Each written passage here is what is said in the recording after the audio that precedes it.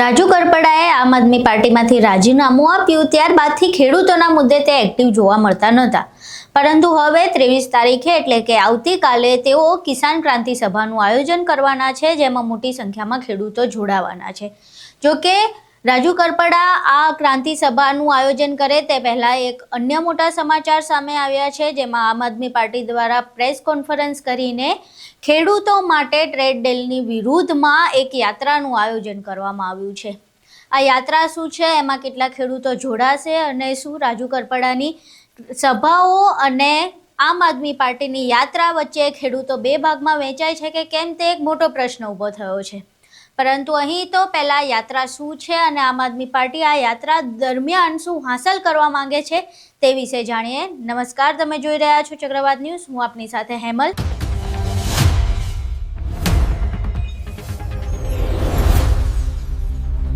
અહીં જુઓ, આમ આદમી પાર્ટી દ્વારા પ્રેસ કોન્ફરન્સ કરીને આ યાત્રા વિશે શું જણાવવામાં આવ્યું। ટ્રેડ જે ઇન્ડિયા યુએસ ટ્રેડ મામલે જે કે પણ આમ આદમી પાર્ટી ગ્રાઉન્ડ ઉપર લડી રહી છે અને એનાથી જે ખેડૂતો પાયમાલ થવાના છે, એને લઈને આમ આદમી પાર્ટીએ ટ્રેડ હટાવો કિસાન બચાવો એક મહાઅભિયાનની જે જાહેરાત કરી છે, 1 મહિના સુધીના મહાઅભિયાનની જાહેરાત કરી છે।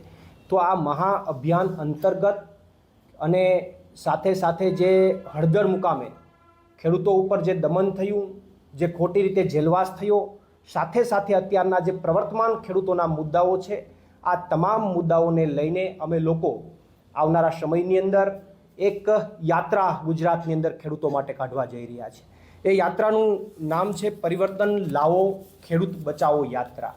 આ યાત્રાની અંદર મારી સાથે માનનીય આમ આદમી પાર્ટીના પ્રદેશ અધ્યક્ષ ઈશુદાનભાઈ ગઢવી અને આમ આદમી પાર્ટીના પ્રદેશ મહામંત્રી મનોજભાઈ સોરઠિયા આ યાત્રામાં સતત ઉપસ્થિત રહેશે અને સાથે સાથે પાર્ટીના અન્ય તમામ નેતાઓ અને અમારા ધારાસભ્યો પણ અલગ અલગ જગ્યાએ આ યાત્રાની અંદર જોડાશે।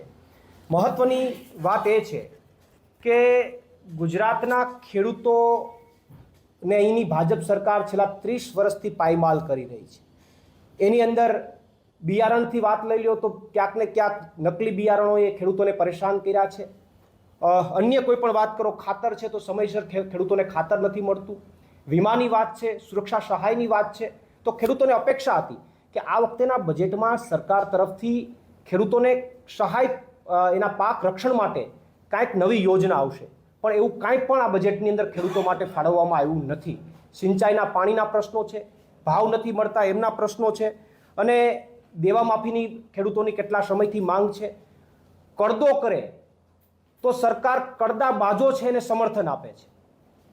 આ તમામ મુદ્દાઓ જે છે એ તો ખેડૂતોને પરેશાન કરે છે। વધારામાં ઇન્ડિયા યુએસ ટ્રેડ ડીલના કારણે ખેડૂતો હજુ પણ વધારે પાયમાલ થશે, કારણ કે અમેરિકામાંથી જે ખેડૂતોનો માલ આવવાનો છે એની સામે અહીંના ખેડૂતો માર્કેટમાં ટકી શકવાના નથી।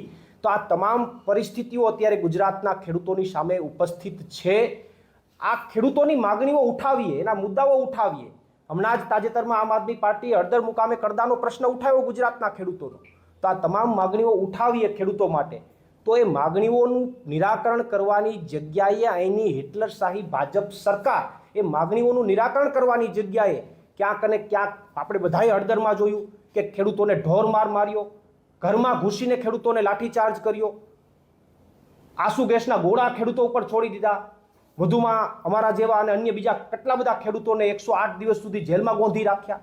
આવા અત્યાચાર કરવાનું કામ આ રાજ્યની ભાજપ સરકારે ખેડૂતો ઉપર કર્યું છે।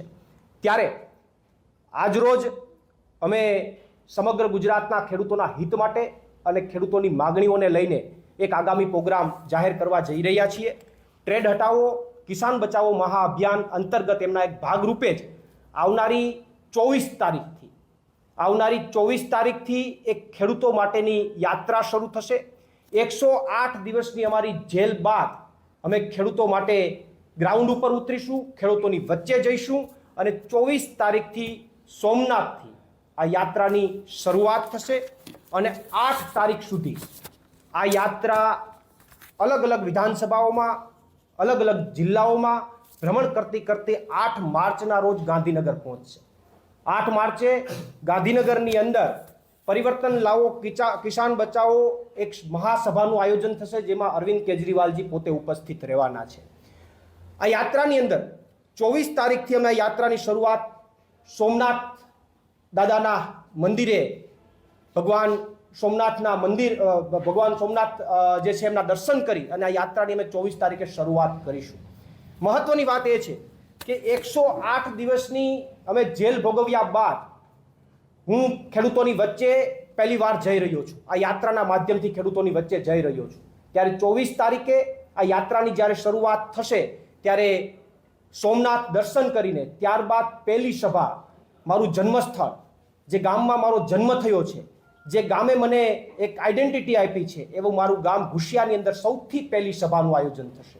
અને ત્યાંથી હું મારા માતા પિતાના ચરણના સ્પર્શ કરી અને આ યાત્રાની શરૂઆત કરીશ અને આ યાત્રામાં જોડાઈશ અને ગુજરાતના તમામ ખેડૂતો સુધી આ યાત્રા મારફત ખેડૂતો પાસે પહોંચી અને એમની સમસ્યાઓને ઉઠાવવાનો પ્રયત્ન કરીશ. 24 તારીખે શરૂ થનારી આ યાત્રાની અંદર મારી સાથે માનનીય ઈશુદાનભાઈ ગઢવી અને માનનીય મનોજભાઈ સોરઠિયા આ યાત્રાની અંદર સતત જોડાશે, ઉપસ્થિત રહેશે અને અન્ય અમારા તમામ નેતાઓ જે યાત્રામાં અલગ અલગ જગ્યાએ જોડાતા રહેશે. 24 તારીખે સોમનાથ આ યાત્રા સોમનાથથી તાલાળા જશે અને તાલાળાથી માંગરોળ જશે. 25 તારીખે આ યાત્રા જે છે એ કેશોદ અને જેતપુર પહોંચશે. 26 તારીખે આ યાત્રા માણાવદર, કુતિયાણા અને ખંભાળિયા પહોંચશે. 27 તારીખે આ યાત્રા ખંભાળિયામાં રહેશે અને જામનગર નોર્થમાં પહોંચશે. 28 તારીખે જામનગર સાઉથ અને જામનગર રૂરલની અંદર અને કાલાવાડની અંદર આ યાત્રા પહોંચશે. 1 માર્ચની અંદર રાજકોટ વેસ્ટ અને રાજકોટ રૂરલની અંદર યાત્રા પહોંચશે. સાથે સાથે ગોંડલ પણ આ યાત્રા 1 માર્ચના જશે. 2 તારીખે જસદણ મુકામે યાત્રા પહોંચશે અને 3 અને 4 તારીખ 2 દિવસ તહેવારોના કારણે યાત્રા ડ્રોપ રહેશે. 5 તારીખથી ફરીથી આ યાત્રા ધાંગધ્રા અને ચોટીલામાં જશે. 6 તારીખે યાત્રા વઢવાણ અને લીંબડી જશે. 7મી તારીખે યાત્રા વિરમગામ પહોંચશે અને 8મી તારીખે આ યાત્રા અરાઉન્ડ 8 થી 9 જિલ્લાઓ અને 22 જેટલી વિધાનસભાઓમાં ભ્રમણ કરતી અંતે 8 માર્ચના રોજ આ યાત્રા ગાંધીનગર આવશે. પરિવર્તન લાવો કિસાન બચાવો જનસભાનું આયોજન થશે અને જેમની અંદર વિશાળ સંખ્યામાં ખેડૂતો ઉપસ્થિત થશે અને એમાં અરવિંદ કેજરીવાલજી પોતે ઉપસ્થિત રહેવાના છે. પણ મને વાતની ખુશી છે કે 108 દિવસ ખેડૂતો માટે જેલ ભોગવ્યા બાદ હું આ યાત્રાના માધ્યમથી ગુજરાતના ખેડૂતોના ચરણમાં, ગુજરાતના ખેડૂતોની વચ્ચે જઈ રહ્યો છું. ત્યારે મને આ યાત્રામાં જવા માટેનો ઉત્સાહ છે. હું ગુજરાતના ખેડૂતોની વચ્ચે આ યાત્રાના માધ્યમથી જઈશ. મારા પોતાના ગામ, મારું જે જન્મસ્થળ છે ત્યાંથી આ યાત્રાની સોમનાથ દાદાના દર્શન કરીને મારા જન્મસ્થળથી આ યાત્રાની શરૂઆત કરી, મારા માતા પિતાના દર્શન કરી, એમના પગે શરણ સ્પર્શ કરી અને આ યાત્રામાં હું જોડાઈશ. એ વાતની મને અત્યારે ખુશી છે અને મને અત્યારથી ઉત્સાહ છે કે હું આ યાત્રા દરમિયાન ચોક્કસથી ગુજરાતના ખેડૂતોના મુદ્દાઓ માટે લડતો રહીશ અને એના અવાજ ઉઠાવવાનો પ્રયત્ન કરતો રહીશ. હવે અહીં તમે સાંભળ્યું કે આમ આદમી પાર્ટી એક યાત્રા કરવાની છે જેમાં ખેડૂતોના પ્રશ્નો ઉપાડવામાં આવશે. પરંતુ હવે એક મોટો પ્રશ્ન એ છે કે એક બાજુ રાજુ કરપડાની સભાઓ અને બીજી બાજુ આમ આદમી પાર્ટીની યાત્રા, આ બંને વચ્ચે કેટલા ખેડૂતો કયા પક્ષમાં જોડાય છે અને શું ખેડૂતો વચ્ચે બે ભાગ પડે છે કે કેમ? હવે આ સમગ્ર બાબતે જે યાત્રા અને સભા યોજાશે તે બાદ તમામ જે પ્રશ્નો છે તેના જવાબ મળશે. પરંતુ હાલ આ સમગ્ર મામલે તમારું શું માનવું છે અમને કોમેન્ટ બોક્સમાં જરૂર જણાવજો.